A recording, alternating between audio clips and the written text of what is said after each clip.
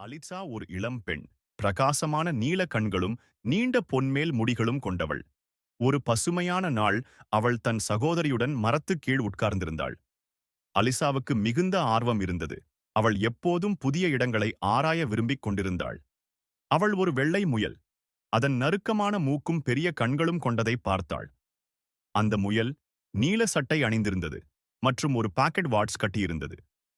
அந்த முயல் மிகவும் கவலைப்பட்டு, ஆஹ், நான் தாமதமாகிவிட்டேன் என்று அடிக்கடி சொல்கின்றது.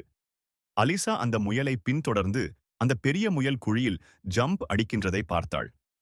அலிசா யோசிக்காமல் அவளும் அதை பின்தொடர்ந்து அதே குழிக்குள் இறங்கினாள். அந்த குழி மிகவும் ஆழமாக இருந்தது.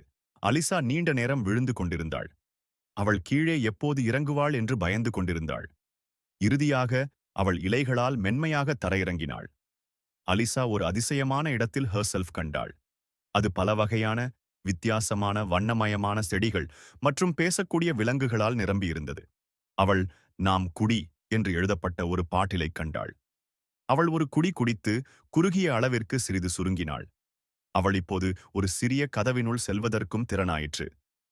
கதவுக்கப்புறம் அழகான ஒரு தோட்டம் இருந்தது. அலிசா அந்த தோட்டத்திற்கு செல்லும்போது பல வித்தியாசமான உயிரினங்களை சந்தித்தாள்.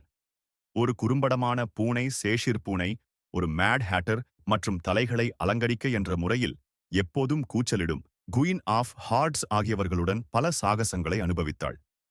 அலிசா இதில் கற்றுக்கொண்டது என்னவென்றால், ஆர்வமும் துணிவும் அவரை புதுமையான இடங்களுக்கு கொண்டு போய் தருகிறது. சிறிது நேரத்தில் அலிசா தனது வீட்டிற்கு பின் சென்று விட்டாள். அவள் மரத்தின் கீழ்